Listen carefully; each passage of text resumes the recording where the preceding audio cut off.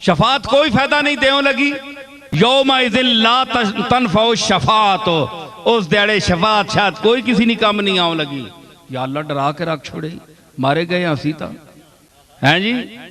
یہ تو بڑا کام خراب ہے. عملہ در ونجاں تے بہوں گندے ہاں، بہوں پیڑے ہاں، جنت نہ منہ تکڑے جو گے نہیں ہاں، بڑے گندے ہاں. یوم تد کے آگ چھوڑا یومئذ لا تنفع الشفاعت، شفاعت کوئی فائدہ نہیں دیوں لگی.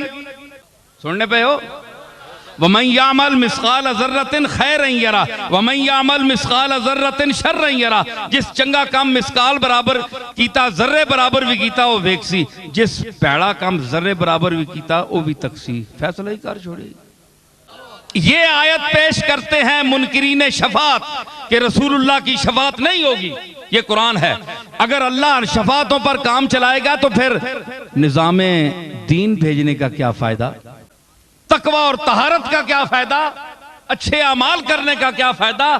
جو برا عمل کرے گا وہ بھی جنتی اور جو اچھے عمل کرے گا وہ بھی جنتی. تو اے پھر ساری کھیڑ پانے نہ کیا فائدہ؟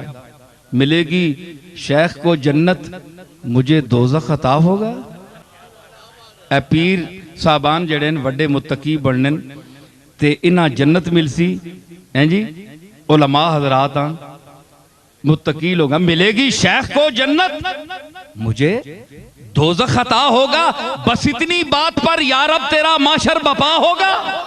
چنگیاں جنت بھیجنے آستے تھے، اساں جنم میں چھٹنے آستے ایڈا وڈا ہنگامہ اے ذلیل کرنے آستے سارا پروگرام بڑھائے ہی ہوتے. مرسیں سارے ہاں نہ.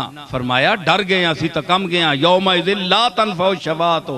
ہائے ہائے بندہ ایک طبقہ خوش ہویا ہیں جی، خوش ہویا. اس آکھیا اے او دیڑے کہ تھے شفاعت کام نہیں آؤں لگی، نفع نہیں دیوں لگی.